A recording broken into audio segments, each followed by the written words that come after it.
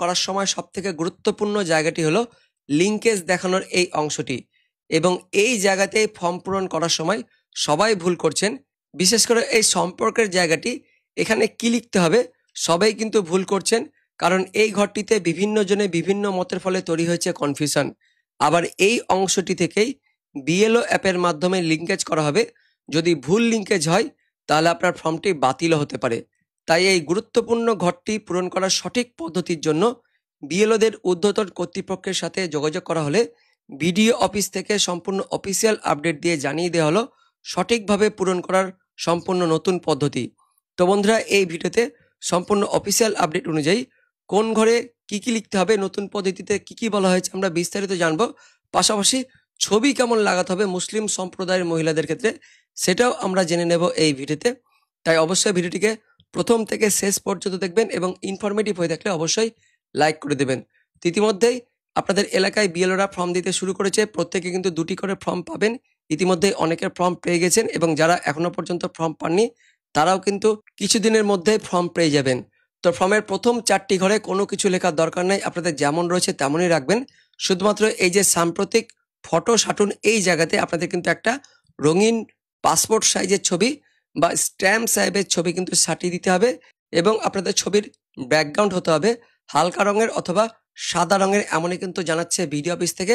পাশাপাশি মুসলিম সম্প্রদায়ের মহিলাদের ক্ষেত্রে ছবিটা হবে ঠিক কপালের ওপর দিয়ে কাপড়টা যাবে এবং সেই কাপড়টি কানের পেছন দিয়ে চলে আসবে আবার সামনের দিকে, অর্থাৎ কান যেন দেখা যায় এমনই কিন্তু বলা হচ্ছে অফিস থেকে। কান ঢেকে যদি আপনারা ছবি তুলেন সেক্ষেত্রে কিন্তু আপনার ছবিটি বাতিলও হতে পারে। তো অবশ্যই কান সমেত কিন্তু সবাই ছবি তুলবেন এবং কানটা যেন অবশ্যই দেখা যায়। এবার কিন্তু দেখতে পাচ্ছেন প্রথমেই আপনাদের ঘরে লিখতে হবে আপনাদের জন্ম তারিখ। তো আপনাদের জন্ম তারিখ লিখতে হবে, প্রথমে তারিখ, তারপরে দাগ দিতে হবে অর্থাৎ অবলিক, তারপরে মাস, মাসের সংখ্যা এবং অবলিক, তারপর আপনাদের বছরের সাল সেটা কিন্তু দিয়ে দিতে হবে। ঠিক এইভাবে কিন্তু আপনাদের লিখতে হবে। এখানে XX মানে হলো আপনাদের জন্ম সাল যেটা রয়েছে সেই সালটা লিখে দিবেন ভোটার কার্ড অনুযায়ী, বা জন্ম তারিখ যেখানে রয়েছে যেমন অ্যাডমিট কার্ড বা জন্ম সার্টিফিকেট সেই অনুযায়ী কিন্তু লিখবেন, আধার কার্ড অনুযায়ী না লিখলেও কিন্তু হবে। তারপর আধার নম্বর যাদের যাদের রয়েছে তারা কিন্তু আধার নম্বর দিয়ে দিবেন, তারপর মোবাইল নম্বরটাও দিয়ে দিবেন। এবার দেখতে পাচ্ছেন এই ফর্মটি যার বা যে ভোটারের, তার কিন্তু নিজের বাবার নাম এই বাবার নামের ঘরে লিখতে হবে, অর্থাৎ পিতার নামের ঘরে কিন্তু প্রত্যেকে নিজের বাবার নাম লিখতে হবে। বাবা জীবিত থাক বা মৃত থাক প্রত্যেকে কিন্তু নিজের বাবার নাম লিখবেন এবং নামগুলো বাংলাতে লিখবেন, ইংরেজিতে কিন্তু লিখতে যাবেন না। যারা বিবাহিত মহিলা তারাও কিন্তু নিজেদের বাপের বাড়ির যে বাবা সেই বাবার নামটাই কিন্তু লিখবেন, কখনো স্বামীর নাম লিখতে এখানে যাবেন না। তারপর এই যে পিতার নাম যেটি লিখছেন সেই পিতা যদি 2025 সালের ভোটার কার্ড থাকে সেই ভোটার কার্ডটাই কিন্তু দিয়ে দিবেন। যদি মারা গিয়ে থাকেন তাহলে কিন্তু ভোটার কার্ড থাকবে না। তো জীবিত থাকলে তার ভোটার কার্ড থাকবে 2025 সাল অনুযায়ী ভোটার কার্ডটা কিন্তু এই ঘরে লিখে দিতে হবে। তারপর একইভাবে মায়ের নাম প্রত্যেকে নিজের মায়ের নামটা কিন্তু লিখবেন, জীবিত থাক বা মৃত থাক প্রত্যেকে লিখবেন এবং ইংরেজিতে লিখতে যাবেন না। পাশাপাশি লেট বা চন্দ্রবিন্দু দিয়ে সেটা কিন্তু লিখতে যাবেন না। যেমন নাম রয়েছে নর্মাল যে নাম সেই নামটা লিখবেন, জীবিত থাক বা মৃত থাক, এবং পাশাপাশি পরের ঘরে একই মায়ের যদি ভোটার কার্ড থাকে 2025 সাল অনুযায়ী সেটা কিন্তু দিয়ে দিবেন। যদি মৃত হয়ে থাকে তাহলে ভোটার কার্ড থাকবে না, সেক্ষেত্রে কিন্তু ফাঁকা রেখে দেবেন। তো এই ক্ষেত্রে দেখতে পাচ্ছেন আমরা ফাঁকায় রেখেছি, বাবারও কোনো ভোটার কার্ড নেই, পাশাপাশি মায়েরও কোনো ভোটার কার্ড নেই, এবং এই ফর্মটি যার তিনি কিন্তু বিবাহিত নন। তাই সেক্ষেত্রে কিন্তু স্বামী বা স্ত্রীর নাম যদি থাকে এই ঘরটা ফাঁকা রাখা হয়েছে এবং পাশাপাশি তার ভোটার কার্ডের নম্বরটা নেই। তো যারা বিবাহিত পুরুষ বা বিবাহিত মহিলা তারা তাদের স্ত্রী বা স্বামীর নাম লিখবেন, অর্থাৎ এটা যদি একজন বিবাহিত মহিলার হয়ে থাকে তাহলে সেক্ষেত্রে তার স্বামীর নামটা কিন্তু এই ঘরে লিখতে হবে। কখনই কিন্তু এই পিতার ঘরে বা অভিভাবকের ঘরে স্বামীর নাম লিখতে যাবেন না। স্বামীর নাম এই স্বামীর ঘরটাই কিন্তু লিখতে হবে যারা বিবাহিত মহিলা, এবং স্বামীর যদি ভোটার কার্ড যদি হয়ে থাকে 2025 সাল অনুযায়ী তাহলে ভোটার কার্ডের নম্বরটা এই ঘরে দিয়ে দিবেন। পাশাপাশি যারা বিবাহিত পুরুষ তারাও কিন্তু তাদের নিজের স্ত্রীর নাম কিন্তু এই ঘরে লিখে দিবেন এবং স্ত্রীর ভোটার কার্ড যদি থাকে দিবেন। যদি এখনো পর্যন্ত না হয়ে থাকে তাহলে এই ঘরটা ভোটার কার্ডের ঘরটা কিন্তু ফাঁকা রাখবেন। তো এতটা পর্যন্ত সবারই কিন্তু ক্লিয়ার রয়েছে। 2025 সালের তথ্য অনুযায়ী আপনাদের লিখতে হবে, মৃত থাক বা জীবিত থাক সবাই কিন্তু এইভাবেই লিখবেন। এবার চলে আসুন সব থেকে ভাইটাল এবং নতুন পদ্ধতি এখানে কিন্তু অ্যাড করা হচ্ছে বিডিও অফিস থেকে।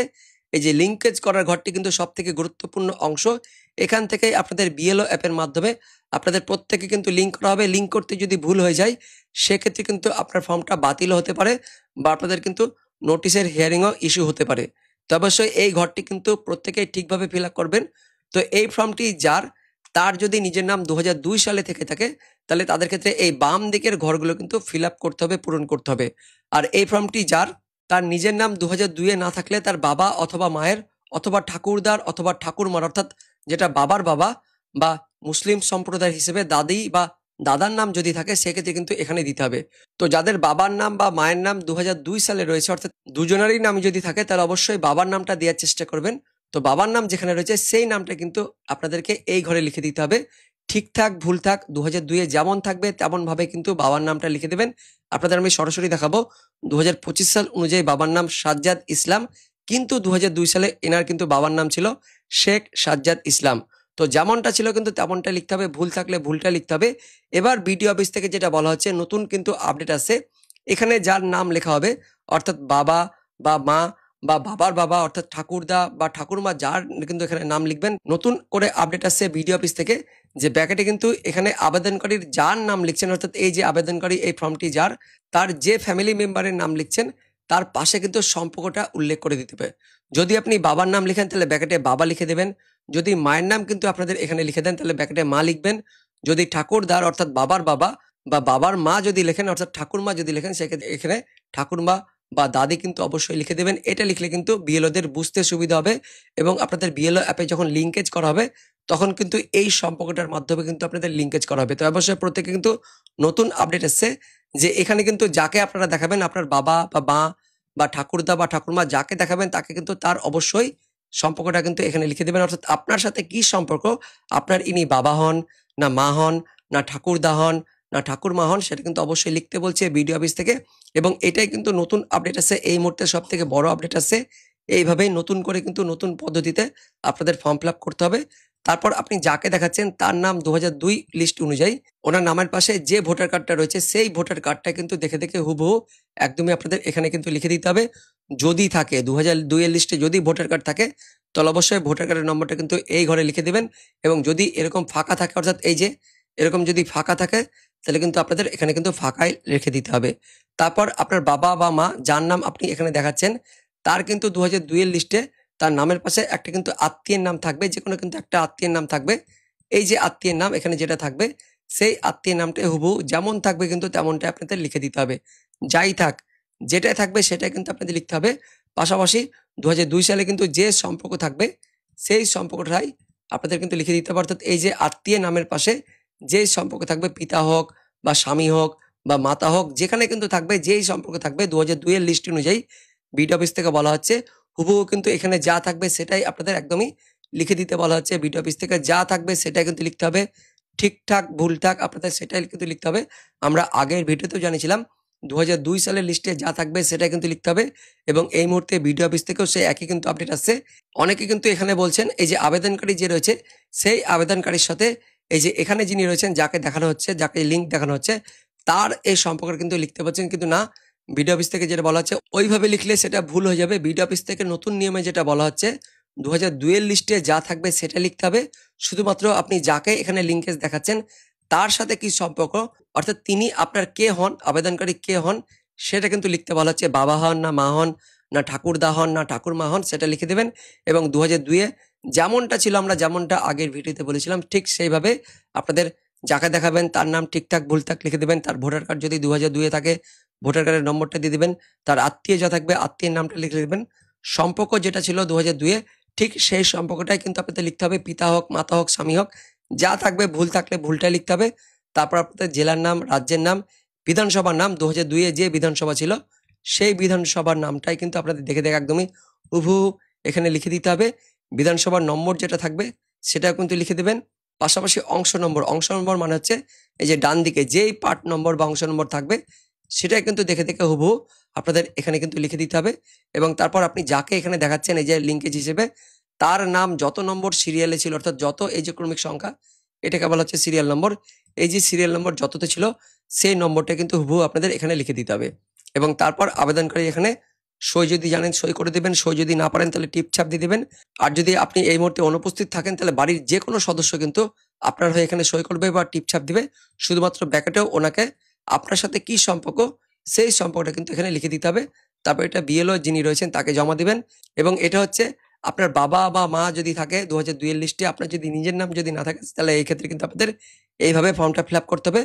আর যাদের 2002 এর লিস্টে নাম থাকবে তাদের কিন্তু এই যে বাম দিকের যেটা অপশন রয়েছে এই যে লিঙ্কেজ করার বাম দিকের অপশনটা, তার যে 2002 অনুযায়ী যা নাম ছিল সেই নামটা কিন্তু হুবহু এখানে লিখে দেবেন। ঠিক থাক ভুল থাক, যদি আপনার বর্তমান নামের সাথে যদি নাও মেলে, তাও কিন্তু আপনাদের 2002 এ যেমন নাম ছিল সেই নামটা লিখতে হবে। 2002 এ যে ভোটার কার্ড ছিল সেই ভোটার কার্ডটা লিখতে হবে।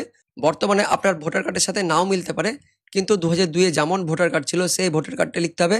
আত্মীয়ের নাম 2002 সাল অনুযায়ী যে আত্মীয় ছিল সেই আত্মীয়টা লিখে দেবেন।